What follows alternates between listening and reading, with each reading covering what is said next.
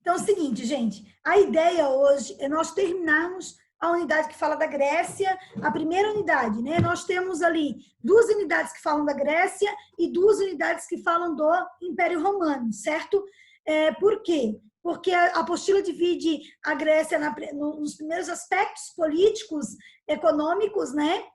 Estruturais ali, de conflitos, das 2 principais cidades-estados, que é Atenas e Esparta, e depois, no segundo momento, ela trabalha os aspectos culturais, né? Da questão ligada à arte, cultura, teatro, jogos, a herança como os Jogos Olímpicos, né? A mitologia, né? Essa parte mais ligada aos aspectos culturais. Então, hoje, a ideia é nós terminarmos toda a parte política, econômica e dos conflitos, para que já na próxima aula a gente já se adentre a discutir as questões mitológicas, da filosofia também. Hoje vou falar um pouquinho ali da questão política, que adentra também um pouquinho a questão filosófica, né? Mas só de forma en passant, de forma muito rápida.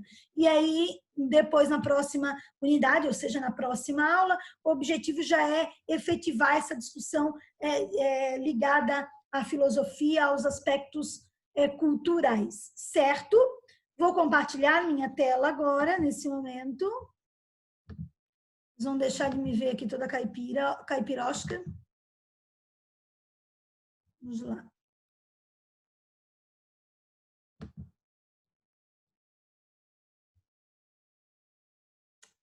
Aqui, apresentação de slide.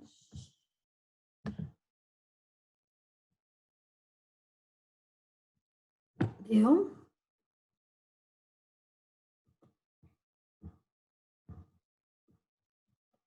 Então, nós já falamos. Qualquer coisa, se eu me empolgar aqui, vocês me avisem que se tiver alguém entrando, porque eu me empolgo e nem vejo. E a gente falou da política espartana, né? Isso que nós falamos. Falamos de Atenas, falamos ali do nascimento da democracia em Atenas. Falamos aqui, né? Paramos aqui, né, gente? O funcionamento da democracia, né? Mostrando aqui bem uma discussão que é muito interessante nós fazermos, que a democracia grega, a democracia ateniense, né? Aliás, diga-se de passagem, a democracia ateniense, ela era extremamente seletiva, ou seja, quem é que participava da democracia ateniense?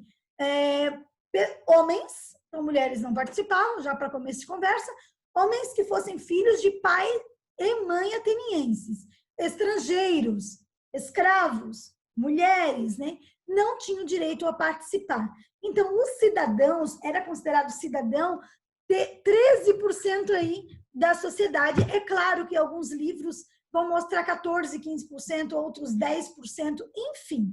Então, o que a gente tem que ter bem claro não é o número especificamente, mas é ter noção que praticamente mais de 80% da população não participava desta democracia, porque não era considerado cidadão.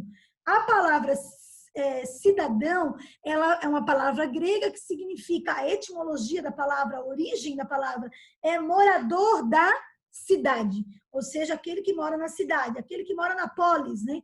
E lembra que para eles polis é algo muito importante, é algo muito significativo. Não é simplesmente dizer, eu moro na cidade tal, ou né, cidade X ou Y. Eu não, eu pertenço, é uma ideia de pertencimento, né? Aquela ideia de eu pertenço a algo, porque eu tenho aspectos comuns àquele grupo, né? Então, como a democracia era direta, pois os atenienses não delegavam seu poder a ninguém. Eram eles mesmos quem governavam. Ou seja, eles não é uma democracia representativa como a nossa, né? De 4 em 4 anos a gente vai lá e vota em representantes, né? De partidos políticos X ou Y. Ali não. Ali tudo se vota de forma efetivamente quem participa, né? De forma democrática, ou seja, lá nas ágoras, eles têm uma situação X ou Y, todos eles vão votar e todos que são cidadãos têm direitos a apresentar projetos que sejam políticos, econômicos, comerciais, e aí todos conseguem participar, votar naquele projeto. Então, eu não vou ter uma liderança X ou uma liderança Y. Não é igual Esparta, que é uma diarquia, tem 2 reis. Não. Atenas é uma democracia direta. É claro que já não surgiu democracia da noite para o dia, né? Não é esse surgimento. É um processo, né? E vai se consolidando, né? E chegando no regime efetivamente democrático. Então, nós vamos ter, tá, o funcionamento dessa democracia. Elieia, que era o tribunal constituído por 6.000 juízes, tirados à sorte, né, onde se aplica a justiça. Então, quem é cidadão tem esse direito, só que é na sorte. Eclésia, que é a assembleia de todos os cidadãos, discute e aprova leis, decide a paz, né, decide da paz e da guerra, vota o ostracismo. Já vou falar o que é o ostracismo, tem um slide específico sobre ele, para vocês entenderem.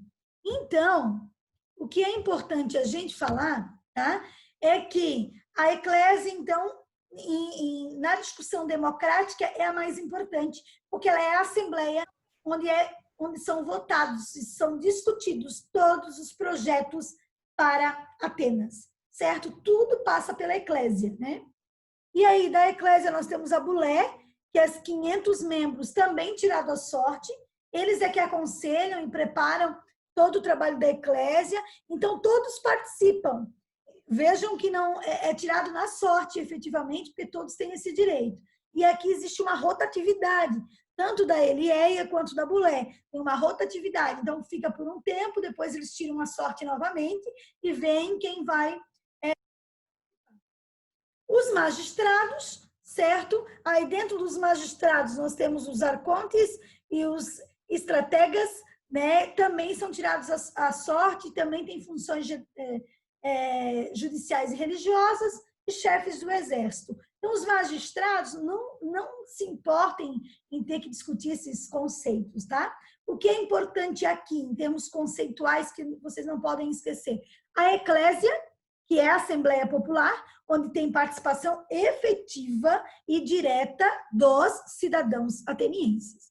Os magistrados são todos aqueles que fazem as funções, função judicial, função religiosa, função do exército, certo? Então, os magistrados têm as funções cabíveis para a organização e o funcionamento dessa cidade-estado que é Atenas, né? Então, aqui é só para vocês conhecerem, mas não precisa ter uma preocupação em saber tudo isso. Tá? O que eu preciso saber é que é uma democracia direta, certo? Que era uma democracia extremamente seletiva, ou seja, poucas pessoas participavam, e quem participava da eclésia, que é uma assembleia para todos os cidadãos, tá? Uma assembleia popular. Continuando. Olha lá. Como era a sociedade, então, ateniense, a divisão social da sociedade ateniense?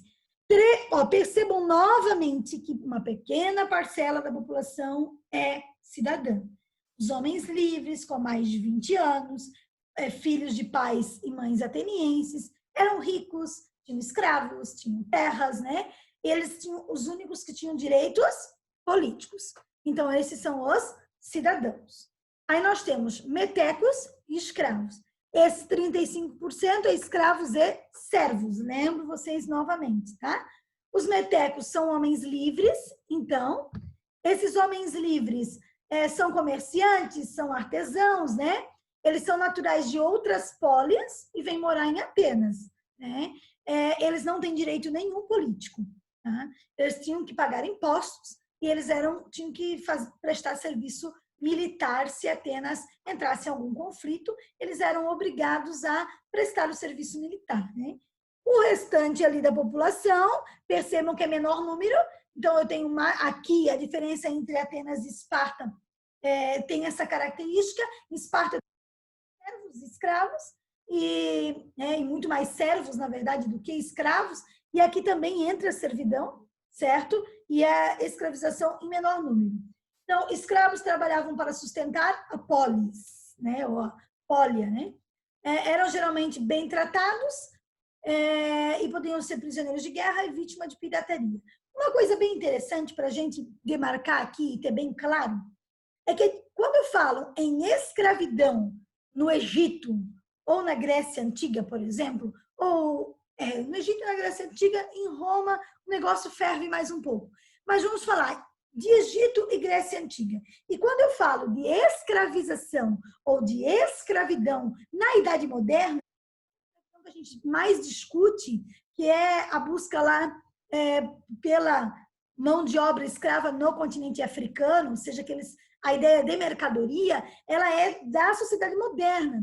Ou seja, na antiguidade, esses escravos, eles não são tratados como na escravização moderna ou na escravidão moderna, acorrentados. Na escravidão moderna, quando a gente lembra de escravização, a gente lembra de senzala, deles acorrentados, do tronco, da violência. Aqui não, eles são escravos, sim, né? Mas o tratamento é diferenciado. Por exemplo, quando havia espetáculos teatrais, a Grécia, eles são os pioneiros e tem uma valorização da arte muito grande. Então, o teatro, ali, a tragédia e a comédia começa no mundo grego. A ideia de anfiteatros, né, de construir, ficava sempre no centro ali os espetáculos, e a ideia de fazer um anfiteatro circular. A ideia do circo hoje, né? Também fica o picadeiro no centro e depois aqui em volta, de forma circular, as pessoas assistindo. Então, os gregos, que eram gigantescos, né? E eram belíssimos, porque havia essa valorização. Os escravos, por exemplo, eles poderiam assistir os espetáculos teatrais. Então, a ideia de tratamento ela é muito diferente. Eles, sim, são escravos, eles sabem que eles devem prestar esse serviço aos cidadãos, ou até mesmo aos metecos. No entanto, todavia, não é aquela ideia de que eles estão acorrentados, ou que eles moram em senzalas. Tem até um filme que mostra, fala do povo hebreu, que é um filme brasileiro, que acabou, por conta da série 10 Mandamentos, acabou se tornando um filme bem popular, chama-se 10 Mandamentos, o filme, a partir da série. Eu acho que o filme traz alguns aspectos que são interessantes, porque ele mostra a escravização do povo hebreu, mas mostra bem como era essa escravização, sim. Eles moravam, era um bairro só, como se fosse um bairro somente para os hebreus. As condições não são as mesmas, obviamente. Existe um racionamento de alimentação, existe um controle muito grande do que eles fazem, mas em nenhum momento aparece eles acorrentados ou apanhando no açoite, né, sendo açoitados. Óbvio, quando eles estão trabalhando efetivamente nas grandes construções, nas grandes obras e que não tem a rentabilidade que eles querem, obviamente que eles podem exercer de violência. Mas, de maneira geral, é muito diferente da ideia de escravização da modernidade. Tá? Os romanos, eles vão ser um tanto que mais truculentos com os escravos do que os gregos, certo? Só para a gente ter bem claro. Educação ateniense, então. Enquanto a educação espartana é uma educação militarizada, aqui as crianças, a partir dos 7 anos, também vão começar a sua educação, tá? Eram educadas pela mãe, né? A partir dos 7 anos, as filhas continuavam a sua educação em casa, onde aprendiam a ser boas donas de casa, boas mães de família. Atenas é uma sociedade extremamente patriarcal, então o homem é o centro de tudo. Inclusive, as mulheres têm muito mais direitos em Esparta do que em Atenas. Até porque em Esparta é bem interessante essa situação, achei bem legal quando eu li, é que é o seguinte, gerir os próximos guerreiros, ou seja, a ideia em que eles queriam crianças fortes, né? Como elas iam ser as progenitoras dos próximos guerreiros, havia uma preocupação com a qualidade de vida dela. Ou seja, as mulheres praticavam atividade física, porque eles acreditavam que se a mulher tivesse uma boa saúde e praticasse atividade física, tivesse bem, ou seja, ela tinha até noções de militares, as mulheres espartanas. Acreditava-se que isso passava para a criança. Então, se a mulher já tivesse uma noção do militarismo, já tivesse essa prática militar, cuidasse do corpo, enfim, a criança já viria na mesma na mesma linha, na mesma situação. Então, havia essa preocupação, coisa que em Atenas não acontecia, certo? Então, em Atenas, como eu disse para vocês, é muito patriarcal a sociedade, as mulheres são educadas para estarem em casa, elas saem pouquíssimos publicamente, e quando saem sempre acompanhadas pelo marido ou pela figura masculina, né? Não tem quaisquer direitos políticos em Atenas, né? Os filhos rapazes, então, eles vão continuar a sua escolarização, né? Onde eles vão aprender a ler, escrever e, principalmente, a argumentar. Lembra que eu falei para vocês? Principais filósofos gregos, Sócrates, Aristóteles e Platão, certo? E aí essa discussão da argumentação contra lá os sofistas. Isso se aprendia na escola já. A ideia de saber argumentar, ele trabalhar isso com as crianças. Claro que a ideia de escolarização grega é muito diferente da ideia nossa. A nossa vem lá do iluminismo, né? E depois, posterior ao iluminismo, que eles dividem o conhecimento literalmente em caixinhas, né? Agora eu tenho aula de história, fecho, né? Tenho aula de sociologia, e na verdade a ideia de conhecimento é muito mais ampla, é pensar fora da caixa, ou seja, é uma continuidade, é uma interconectividade entre as áreas do conhecimento. Então, para que eu entenda o mundo grego, eu tenho que saber de filosofia, né? Para que eu entenda lá o iluminismo, eu tenho que saber de história, de filosofia e de sociologia. Para que eu entenda uma teoria filosófica que é o positivismo, eu tenho que entender que o Auguste Comte fundou a sociologia, tá? Para que eu entenda a matemática surge de onde? Da própria filosofia. Então, é muito importante a gente entender que essa ideia que foi fragmentada do conhecimento é uma ideia moderna. Tá? Não é uma ideia da antiguidade. Então, a antiguidade, o conhecimento é uma totalidade. Quem é o filósofo? É o cara que entende de filosofia, de história, de geografia, de ciências, enfim, de todas as áreas do conhecimento. Então, por isso que ele é considerado o sábio. Por isso que a palavra de filosofia significa amor ao conhecimento, certo? Então, ó, aos 15 anos, passavam também a frequentar o ginásio, né? Aos 18 anos, cumpriam o serviço militar, para depois poderem exercer seus direitos políticos. Então, eles só poderiam exercer seus direitos políticos após cumprir o seu serviço militar, né? Peraí. Ah, meu pai. Eu fiz. Calma. Vou voltar aqui.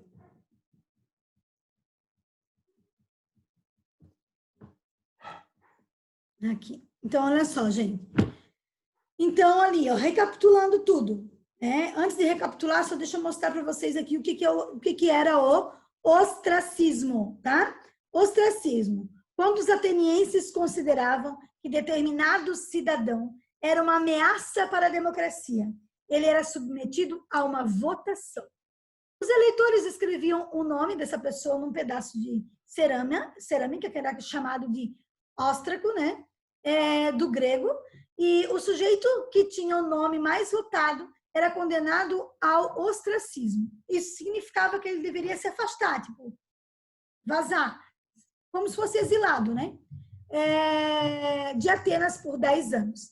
Depois desse período, poderia retornar com plenos direitos políticos. Tá? Hoje em dia, utilizamos a expressão cair no ostracismo, quando a pessoa fica esquecida por todas. É uma expressão usada atualmente, né? Quando se esquece de todo mundo, a pessoa fica aí, caiu no ostracismo. Mas o ostracismo grego, então, está ligado a uma pessoa que eles consideravam uma ameaça para a democracia, então eles votavam, e a pessoa mais votada era convidada a se retirar do país, né? Do país ali da cidade, né? Ideia de ame ou deixe-o, né? Uma ideia do Brasil na época do governo militar. No entanto, aqui, quem eles consideravam, então, que estava colocando aí em risco a democracia grega, era convidado, então, a sair do país, da cidade do país, da cidade grega. Então, recapitulando ali, gente. Os órgãos do governo eram, então, a eclésia, tá? Que é a assembleia, a bulé, que é o poder legislativo, e os magistrados, que tinham todos os poderes, do militar, né, judicial e tudo mais. A democracia, que a gente não pode esquecer, o ostracismo, né? Só os cidadãos podiam participar do governo da cidade, existência de escravização, né? E Atenas não respeitava os direitos de outras cidades. Tanto não respeitava esses direitos que vai acontecer inúmeros conflitos por conta do desrespeito. Aqui, voltamos. Por conta desse desrespeito à situação que estava acontecendo, ou por conta desse desrespeito a outras cidades e estados, é que vão acontecer alguns conflitos, certo? Atenas resolvia cobrar impostos, né, sobre outras cidades. Ela formou algumas ligas, né? A Liga de Delos, vai ter a Liga do Peloponeso, que vão ter alguns conflitos. Quem aqui já assistiu o filme 300? Lá no filme 300 mostra que os persas tinham muito interesse ali no mundo grego, e eles vão até o mundo grego, vão até a Grécia de maneira geral, e aí há uma junção de Atenas e Esparta para o enfrentamento dos persas, né? Então, eles se juntam, existe uma rivalidade muito grande entre Atenas e Esparta, vai haver conflitos entre Atenas e Esparta, né? Vai haver guerras entre atenienses e espartanos, mas contra os persas há aí vamos dizer, um armistício para que eles enfrentem os persas, né? E os 300 são 300 guerreiros espartanos que vão enfrentar os persas e que, de maneira geral, sabia-se que era surreal aquilo que estava acontecendo. Por quê? Porque sabia-se que era praticamente impossível vencê-los, vencer os persas, né? No entanto, esses 300 acabam morrendo, todos eles são eliminados, mas eles conseguem fazer, os persas suam muito a camisa para conseguir derrotar os 300. Isso faz com que o restante dos gregos consigam se consolidar, ou seja, organizar para o enfrentamento com os persas, ou seja, esses 300 conseguem inibir, conseguem pressionar ou fazer com que se demore um tempo considerável para que eles consigam se organizar. Então, eles morrem, obviamente, em nome aí de algo muito maior. E a Grécia acaba vencendo os persas, eles acabam vencendo esse conflito, mesmo com a morte dos 300 espartanos. Ô, prof. Oi, fala, Yuri, pode falar. Era 30 mil persas? Era aproximadamente isso, era tipo... Era surreal, entendeu? Tipo, quando eles viram... Absurdo, né? Era absurdo. Quando eles viram os persas chegando, eles sabiam que eles iam morrer, não tinham o que fazer. Mas em nenhum momento eles recuaram. Eles conseguiram fazer com que houvesse estratégias em que houvesse uma demora do avanço. O objetivo deles era que os persas demorassem para avançar no território. Porque se eles demoram para o avanço, a galera que está se preparando lá consegue se reorganizar. Era esse o objetivo deles, porque eles sabiam que eles não iam conseguir combater e não iam conseguir ganhar do número de persas que estavam chegando. Era absurdo. Mas o que eles conseguiram fazer? Tipo, foi difícil, tá? Não foi fácil. Quando os persas olham, tipo, é fichinha para nós. Mas eles criam estratégias que dificultam e atrasam os persas. Era esse o objetivo. E foi alcançado. E aí fez com que os gregos acabassem ganhando este conflito. Gente, até aqui, beleza? Sim. Uma pergunta? Sim, prof. Não, nenhuma pergunta. Tá sossegado? Olha só. Seguinte, algo que é muito importante desse período, depois a gente vai falar também dos conflitos e tudo mais, mas agora, como nós falamos de democracia e entramos nessa discussão nessa fala que quando nós pensamos na nossa sociedade e a gente fala que a nossa sociedade tem como berço a cultura greco-romana, tá? Todas as nossas influências advêm da cultura greco-romana, e principalmente a palavra democracia, a palavra cidadania, a palavra política, né?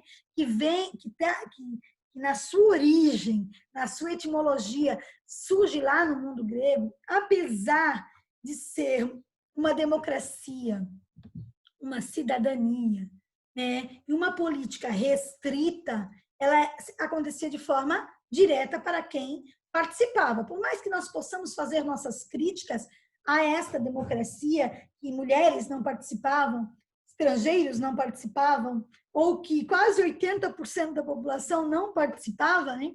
Se a gente fazer uma análise da política e da democracia atualmente, quais seriam os pontos positivos que nós poderíamos elencar da democracia atualmente e quais seriam os pontos negativos que nós poderíamos elencar da democracia atualmente, essa democracia representativa? Vamos fazer uma reflexão aí. Quais são os pontos positivos e quais são os pontos negativos que nós podemos elencar da democracia atualmente, da democracia que nós vivemos hoje?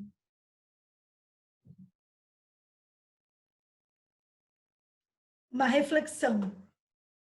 Não, é fácil falar sobre isso? Ou elencar pontos positivos e negativos? Não. Eu participei de um encontro de filósofos com o Karnal, o ano retrasado. Então, estava o Clóvis de Barros, estava o Mário Sérgio Cortella e estava o Leandro Carnal, nesse encontro de filósofos. Foi o dia todo. E a pessoa que abriu o encontro, ela era uma defensora assídua do parlamentarismo. Uma defensora, assim, ela defendia efetivamente o parlamentarismo. E depois vieram, na defesa da democracia e do presidencialismo, né, o Leandro Carnal, o Cortella, o Clóvis defendendo a ideia presidencialista, certo? Não que o parlamentarismo não seria democracia, uma outra forma, um outro sistema. Mas aí veio a discussão de democracia. Eles fizeram a gente fazer uma reflexão de quais seriam os pontos negativos e quais seriam os pontos positivos da democracia que nós vivemos hoje. Vocês conseguem pensar pelo menos um ponto positivo e um ponto negativo para a gente ter esse antagonismo, para a gente ter essa dialética? O que seria positivo na nossa democracia atualmente e o que seria negativo? Eu acho que de positivo na nossa sociedade hoje em dia seria o fato de que nós, a população, sempre estamos em contato com diversos problemas que políticos e essas coisas e essas pessoas não têm contato, né? Situações que essas pessoas não têm contato. E, no caso, a gente pode eleger representantes que... como é que eu vou dizer? Que tem um ideal parecido com o nosso, que talvez faça o que eles prometem, né? Prometem, mas às vezes não cumpre, só promete, mas que possa que promete o que... Ai, professora, já me embananei toda já para falar. Calma. Mas que promete alguma coisa que resolva os nossos problemas. Interesses do povo, mas não cumprindo esses interesses. Como? Isso. Vamos dizer aqui que nessa democracia o ponto negativo seria tu escolher um representante, só que esse representante ele não te garante que ele vai representar seus interesses. Então, na verdade, ele garante, só que ele não cumpre. Então, ele garante, mas ele não, na hora do vamos ver ele não faz. Então, por isso que, na minha opinião, eu acho que quando tu vai ver uma pessoa que tu só escuta o que ela fala, tu não pergunta nada para ela, tu vai criar vamos dizer um dicionário para a pessoa. Vai criar tu vai ter uma representação dessa pessoa na tua mente, de um determinado político. Então tu vai falar, pô, esse político aqui é tal, é melhor por isso, por isso, por isso. Só que tu não vai ver das outras pessoas. Então, no momento em que tu pega um representante e tu fica só vidrado no que ele fala, tipo, essa parte aí, eu acho um ponto negativo, porque toda pessoa que só pensa em uma coisa e não vê o outro lado, ela, tipo, ela tá sendo ignorante e também ela tá se prejudicando. Ao meu ver, é isso. Entendi. A questão é analisar o todo, né? Tu tens que sempre analisar o todo, uma totalidade. Essa percepção de totalidade ela é importante. Ou seja, quando eu não tenho um olhar único, ou a ideia de pensar fora da caixa, ou seja, de pensar numa totalidade, e o interesse, na verdade, é um interesse coletivo, né? Aquele indivíduo que, quando a gente fala de uma democracia representativa, aquele indivíduo X ou Y, ele tem que ter um plano de governo também que represente uma maioria, ou seja, que represente um coletivo, né? Os planos individuais, ou quando um plano de governo ele é muito individualizado, ele também não é interessante para uma coletividade. Tá? O que acontece no nosso país é que nós temos poucas pessoas que refletem sobre essa prática política, né? Ou que não querem discutir sobre política, né? E, na verdade, tudo passa pela política, as políticas públicas de saúde, de educação, tudo passa por esse meio político que é essencial nós entendermos e discutirmos, e termos nossos posicionamentos, né? E termos os nossos argumentos, né? E termos como argumentar por que o X ou por que o Y? Por que nós vamos para tal situação ou por que nós vamos seguir tal caminho? Então, isso é importante.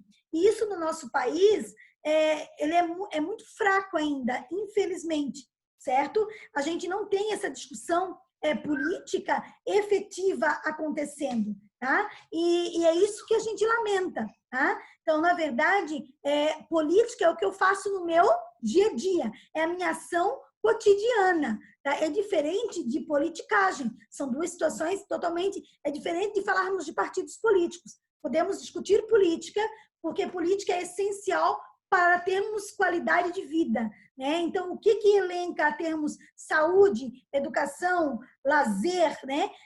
É o pensamento, sim, político, tá? Ou seja, são as políticas públicas que acabam nos inserindo nesse contexto. Ô, prof. Fala, João. Cordiane. Pode falar, o Anthony. Não, pode falar, meu parceiro. Voltando ali no ponto positivo e negativo que o prof falou, o ponto positivo é que todo mundo tem a liberdade de escolha, né? Só que, ao mesmo tempo, não tem. É um paradigma da democracia com ela mesma, porque você pode escolher um governante, mas tem que ser dentro daqueles ali que estão disponíveis para escolha. Então, eu acho que esse é o ponto positivo. Você tem a liberdade de escolha, mas o ponto negativo é que também não tem, porque você tem que escolher, às vezes, o menos pior. E isso acaba prejudicando o país como um todo, né? Então, eu acho que poderia, se tivesse algumas mudanças aí, o povo como um todo escolher um governante sem ser aqueles ali, talvez seria melhor. Então, que acaba que essas pessoas que estão representando, né, que podem ser eleitas, não têm contato com situações que a gente tem no nosso dia a dia e dificuldades que a gente passa, né? Porque a maioria das vezes eles vêm com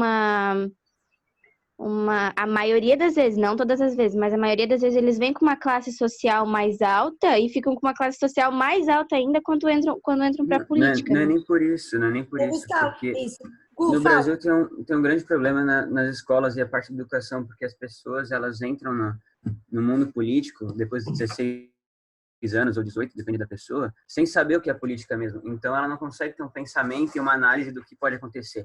A classe social do político e a ideia dele são coisas diferentes. Um cara rico, ele pode entrar com uma ideia e ajudar as pessoas mais pobres. Mas o que muda é como a população pensa. Nesses 13 anos foi muito voltado a escola a mudar a cabeça das pessoas para achar que a ideia do governo era certa. E, é muito necessário que as pessoas tenham a sua própria ideia. Então, é um déficit muito ferrado que tem no Brasil, por exemplo. As pessoas vão para o mundo político sem saber o que elas estão fazendo. Eu concordo muito com a perspectiva do Gustavo, quando a gente fala que a gente realmente tem um abismo, né? E é muito importante a gente tentar estreitar isso, tá? E eu acho que é salutar, é importantíssimo, assim, a gente discutir esses paradigmas que a própria democracia tem e discutirmos essa questão de liberdade de pensamento, né? E mais importante ainda é o caminho que a escola tem que abrir, tá? Na perspectiva de abrir o leque de possibilidades, que um acontecimento X ou Y, ele tem uma gama de possibilidades por detrás dele. Ou seja, eu consegui abrir a minha visão e não ter um único caminho. Quando